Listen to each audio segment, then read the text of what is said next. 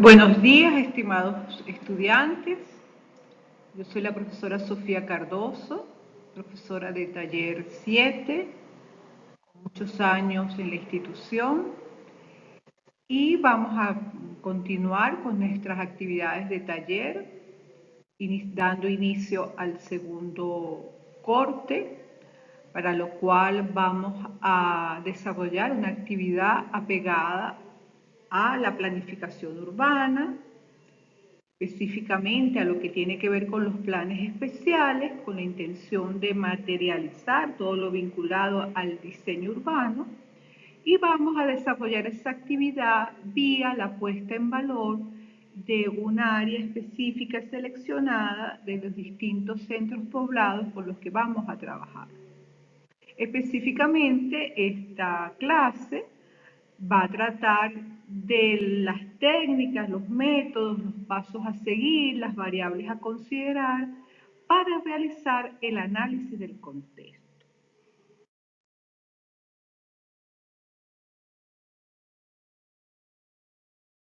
El segundo aspecto, una vez definida el área objeto de estudio, es indagar, revisar sobre los aspectos históricos, culturales y socioeconómicos del centro poblado o del sector a trabajar, porque esa información nos permite detectar las características y los valores patrimoniales, turísticos, ver la calidad de vida, ver la población y por lo tanto inferir en sus necesidades, sus potencialidades y sus debilidades.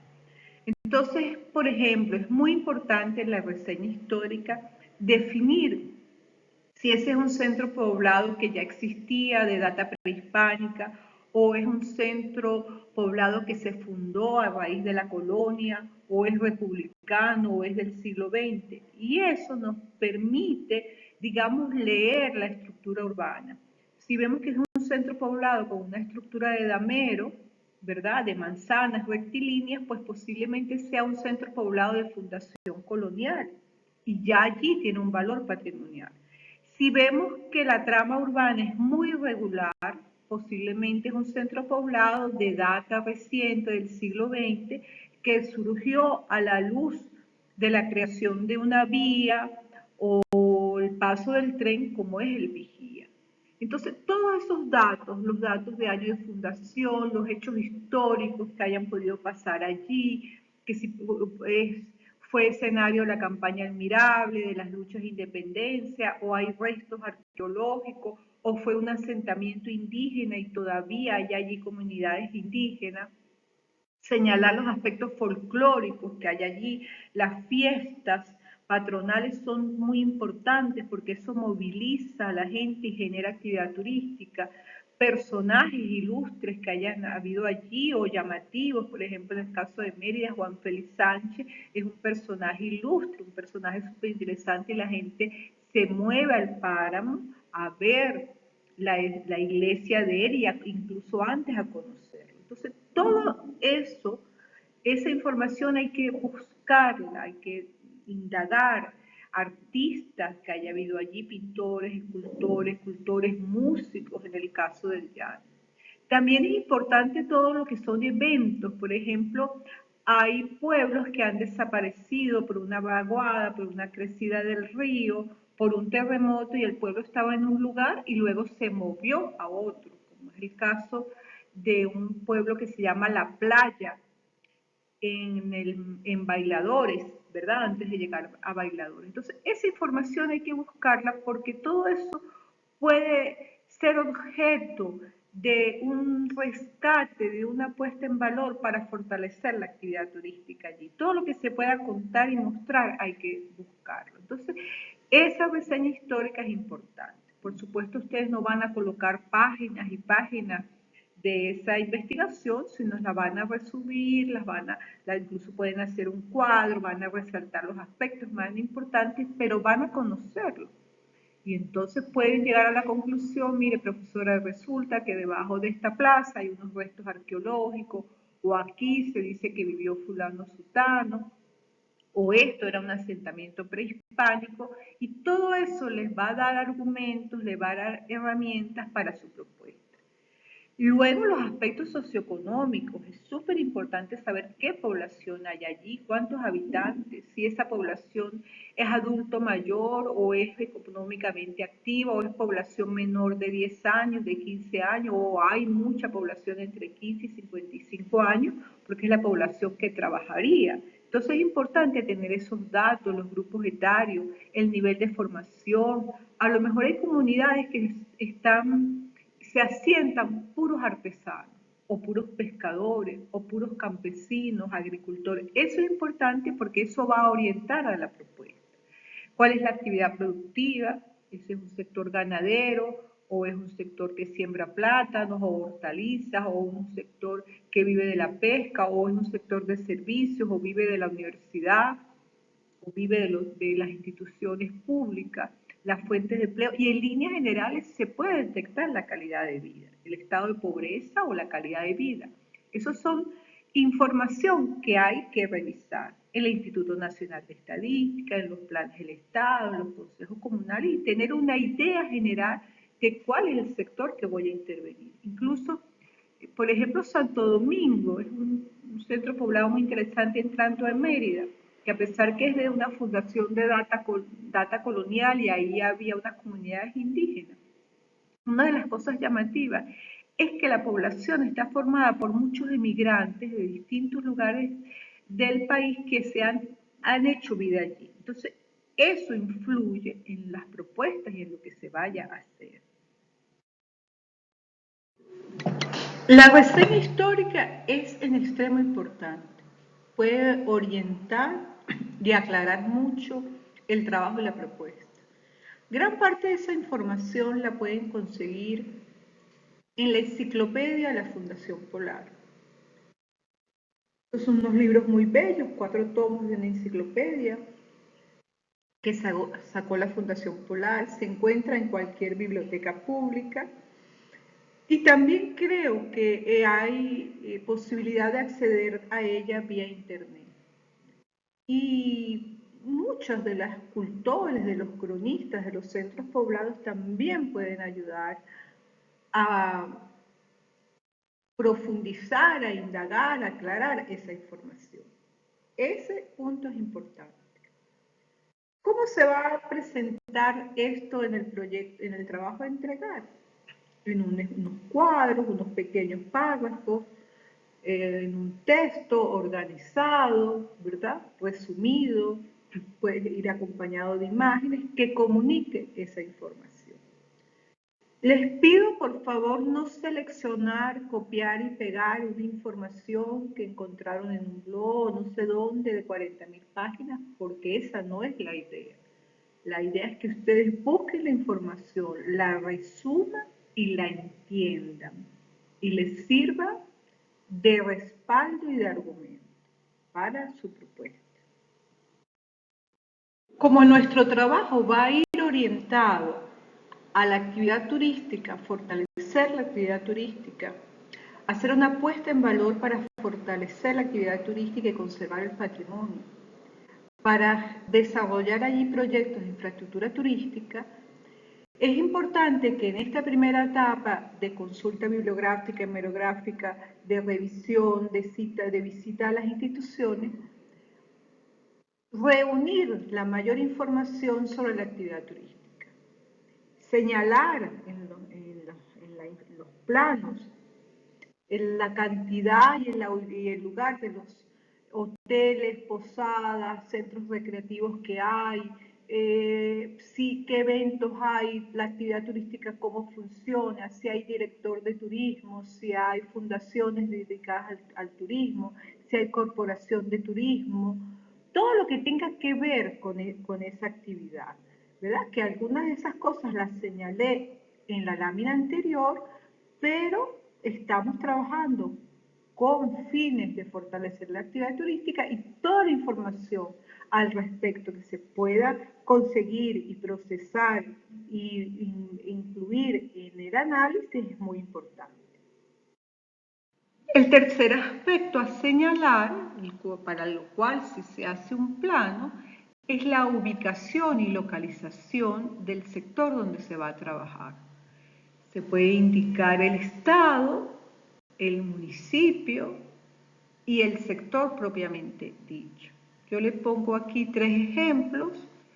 El que me parece mejor es el último, el que está en la diapositiva siguiente, pero usted debe comunicar de la mejor manera en qué sector de la ciudad está trabajando, ¿okay? Para que sea fácil ubicarlo y localizarlo en su respectivo plano, con su tarjeta, con su escala gráfica, con su norte.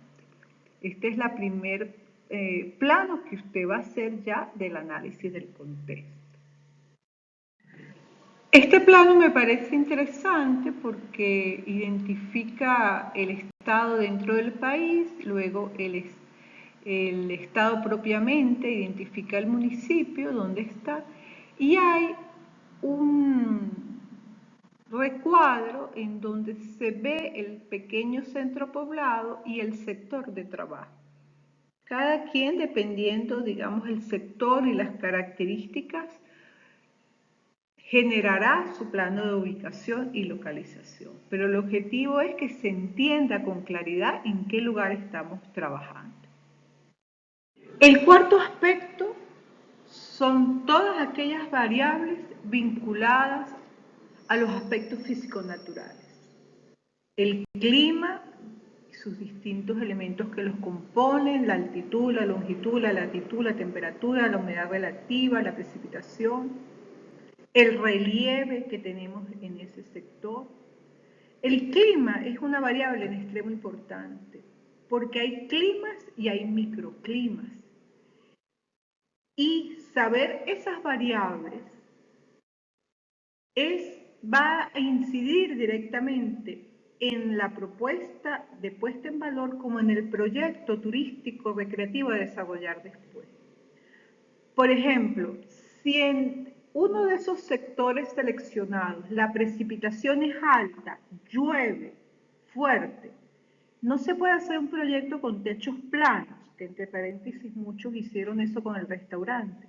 ¿Por qué? Porque la lluvia va a ocasionar filtración, va a haber mucha humedad, hay que hacer techos con pendientes que permitan desaguar el agua, con canales, en fin, hay que tomar unas consideraciones desde el punto de vista del diseño arquitectónico. Entonces la precipitación es importante. Si aparte de que llueve mucho y las precipitaciones son altas, esa es una zona que no tiene pendiente, el relieve no tiene irregularidad y la pendiente es mínima, y las lluvias son altas, y no hay cercanía de acuíferos subterráneos o no hay mucha vegetación o las características son las que se señalaron, significa que ese sector se va a inundar, que es un sector que en épocas del año se inunda. Entonces yo no puedo hacer edificaciones pegadas del terreno con una losa corrida nomás o qué fundaciones voy a escoger allí, o lo más propicio sería hacer edificaciones en pilote un tanto levantadas del piso para que cuando llueva no se inunde. Entonces, esos son aspectos indispensables para poder diseñar. No se puede diseñar sin el norte, sin las condiciones del clima, sin tener claras las variables, ¿verdad? El viento, eso es una variable que hay que tener claro, porque a lo mejor allí la temperatura es muy alta, porque la altitud es muy baja, y es desagradable porque la humedad relativa es alta, o sea que hay una sensación de incomodidad, de sudor, ¿verdad? Pero resulta que hay viento, que sopla la brisa. ¿Cuál es el recurso para diseñar la brisa?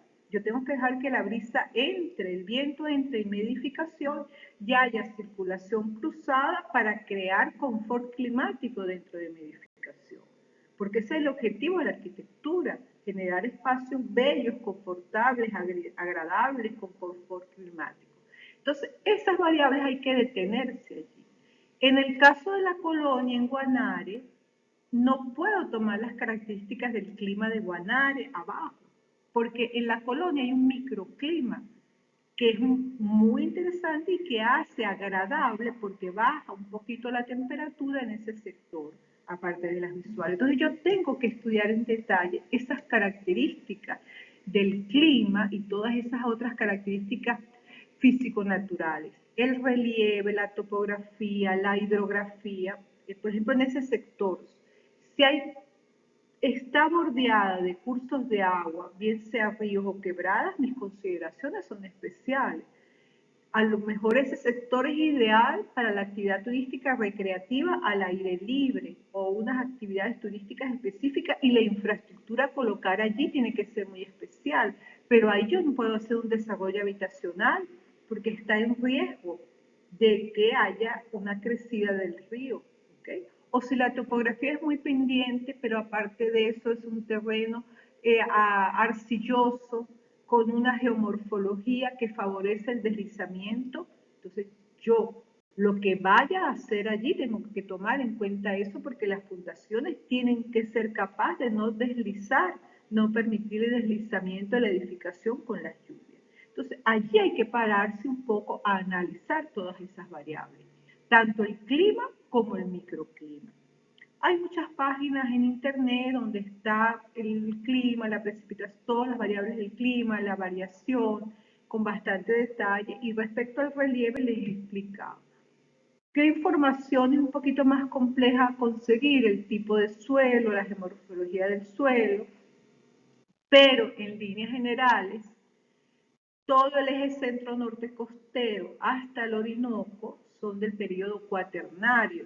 Es una zona sísmica que todavía las placas tectónicas están en continuo movimiento y es una zona en donde hay continuos movimientos, por lo tanto es una zona sísmica. Lo que está por debajo del Orinoco es una zona muy antigua, no, ya se movió lo que tenía que moverse y no está sujeta a movimientos tectónicos. En el caso, todo lo que está por arriba del Orinoco sí, porque como les señalo es del periodo cuaternario. Entonces hay que tomar en consideración todos esos aspectos. Indagar, registrar, buscar un poco, fijarse mucho en los microclimas, y luego vamos a dar una clase especial del clima. Cuando estudiemos el clima, les recomiendo usar la clasificación de Köppen, que es uno de los autores, y estar pendiente que se hable de la clasificación de los climas en Venezuela, que haga alusión a las características particulares del clima en Venezuela. Aquí, en la parte de arriba de la lámina, hay un mapa de los climas en Venezuela en líneas generales, ¿verdad? Con su respectivo color. Y en el caso de la sabana está indicado con el color amarillo, que es casi el 50% o el 40% del clima en el país. Y fíjense que su característica es que la temperatura está por encima de los 25 grados, es una temperatura alta, las precipitaciones son altas, entre 800 a 1500 milímetros anuales, y hay dos estaciones. Eso aún se puede dilucidar, conseguir más detalles, por ejemplo, cómo son los vientos, cuál es la dirección y qué microclimas, porque seguramente dentro de ese sector hay microclimas, pero eso influye, es decisivo para el diseño. ¿Cómo ustedes van a expresar esta información? Una de manera escrita, en cuadros, esquemas, diagramas, y otra información se va a empezar a reflejar en mapas. Por ejemplo, la dirección del sol, la insolación, el norte, el sur. ¿Por qué esa información es importantísima? Porque en el caso de las edificaciones que están en zonas cálidas, en zonas de temperatura alta, las fachadas más grandes se deben orientar al norte y al sur para no exponerlas al este y al oeste. Entonces yo necesito saber por dónde sale el sol, por dónde se oculta y su variación de movimiento durante el año, porque eso me va a permitir decidir Supongamos que ustedes llegan a la conclusión de que ahí queda muy lindo un bulevar porque está el río, ajá, pero ¿cómo va a hacer usted el bulevar si está directamente, si le pega directamente el sol porque está orientado a este o oeste? Entonces, el corredor va a ser muy bonito, pero muy caluroso. Entonces, usted tiene que tomar en cuenta ese aspecto. Y va a empezar entonces a realizar planos, como los que estoy indicando aquí. En este caso, se ve la dirección de los vientos, la dirección de la insolación, la temperatura y otra serie de datos que se pueden reflejar en los mapas que ustedes van a hacer, en los planos que van a hacer. El otro aspecto importante a considerar es el relieve del lugar donde se va a trabajar, si ese relieve es muy irregular o no, si la pendiente es fuerte o la pendiente es baja o casi nula. Todo eso va a influir en nuestro proyecto, esa información Google Maps nos ayuda mucho, pero bueno, debemos hacer nuestra investigación. Y de igual manera es en extremo importante todo lo que tiene que ver con los cursos de agua, con la hidrografía, con los ríos, las quebradas. Acuérdense que hay una normativa que recomienda distanciarse de 50 a 25 metros según el caso de los ríos y quebradas por una cuestión de seguridad, porque ellos tienen un ciclo natural de explayamiento, de crecimiento, y si nosotros tenemos alguna construcción en el lecho del río, cuando él crece por su proceso natural, pues esa edificación se va a ver afectada. Y vemos las inundaciones, los deslizamientos, los derrumbes al construir en zonas no aptas para eso o construir edificaciones o propuestas de desarrollo que no son aptas para ese lugar. Entonces esa información hay que tenerla. ¿Okay? Pero además el conocer los cursos de los ríos y la hidrografía, pues tenemos a la mano un recurso que es un gran potencial turístico para otra serie de actividades. Todo esto se va a ir reflejando en planos sencillos del sector que se pueden tomar, ¿verdad? No, muchos de esos planos ustedes no los van a elaborar, sino los van a juntar. Otros planos, pues hay que vaciar la información que van a ustedes a levantar en campo. El quinto aspecto a investigar, a incluir en ese análisis del contexto, es la vegetación y la variedad de la vegetación y sus características. Si son árboles, qué altura tienen esos árboles, cómo se llaman, qué tamaño es su copa, de qué tipo son las raíces, la profundidad. ¿Por qué hay que averiguar sobre la vegetación?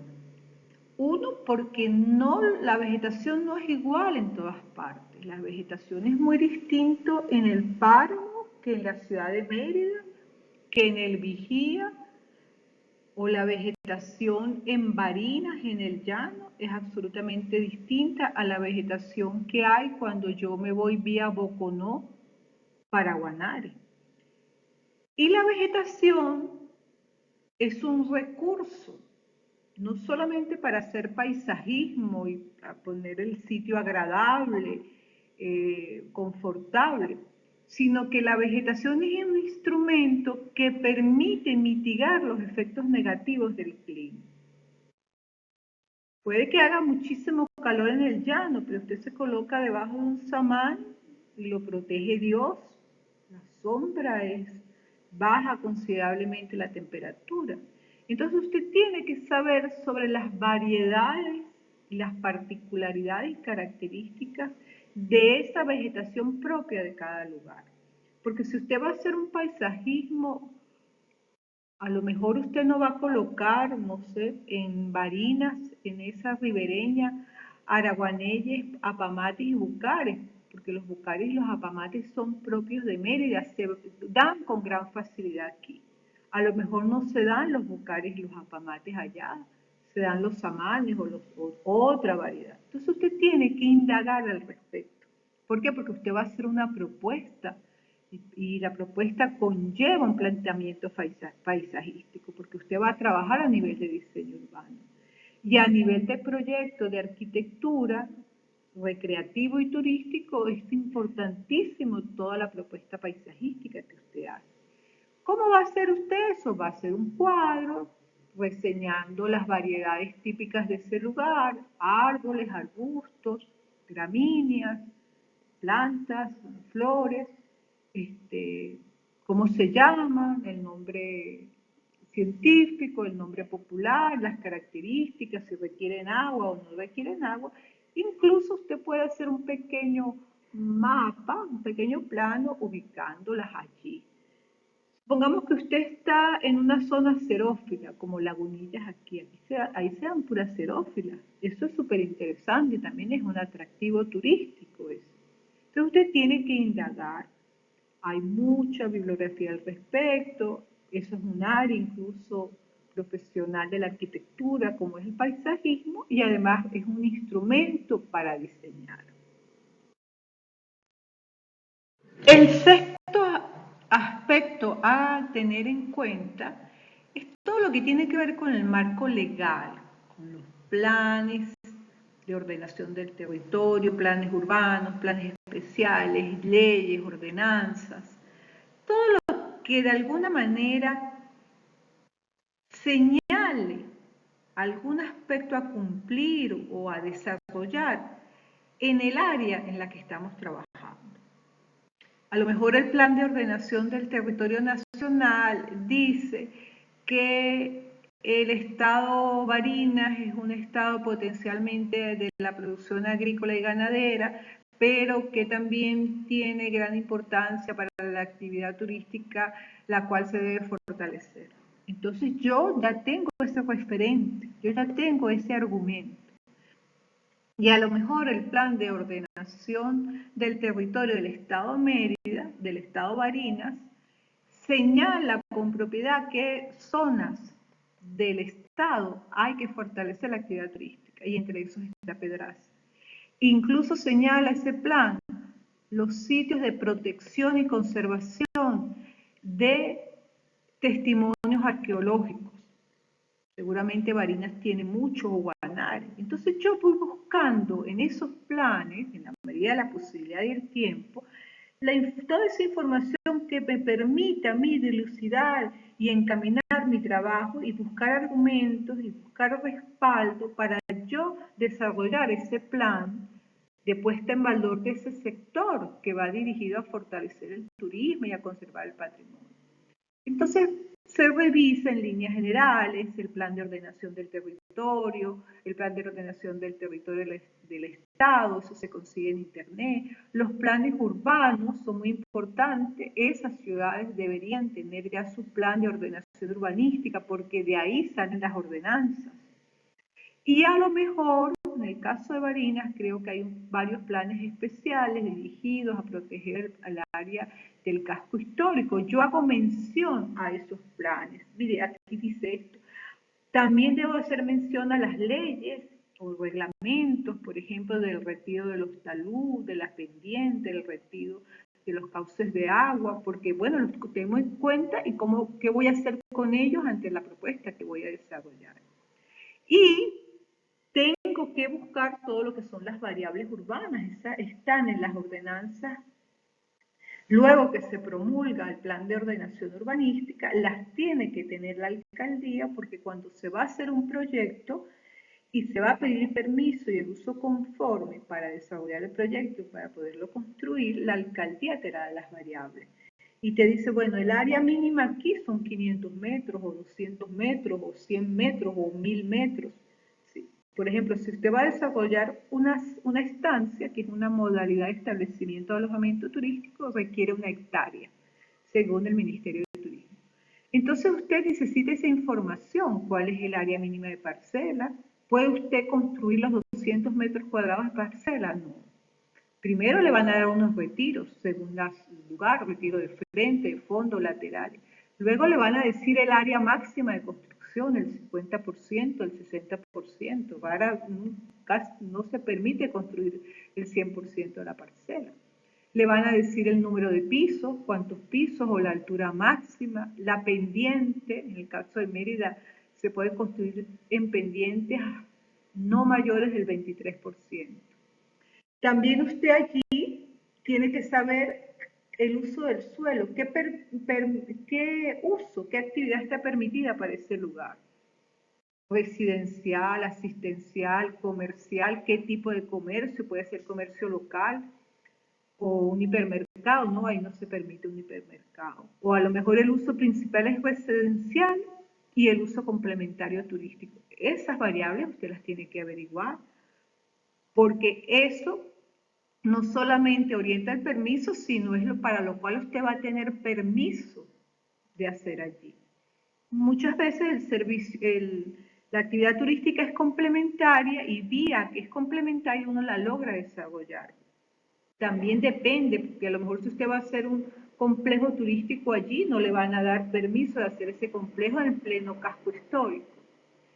Entonces usted tiene que buscar esas variables y todo el marco legal que permita tener el mayor conocimiento sobre ese sector. Ese sector es una BRA, es un área de régimen, bajo el régimen de administración especial. Incluso uno debería averiguar la tenencia de ese lugar. Entonces, toda esa información se busca en la alcaldía, en las ordenanzas, mucho está en internet, usted la va a resumir, la va a colocar en cuadros, va a sacar lo importante, ¿verdad? Y va a tener conocimiento de eso para poder comunicar y tomar las decisiones en su propuesta.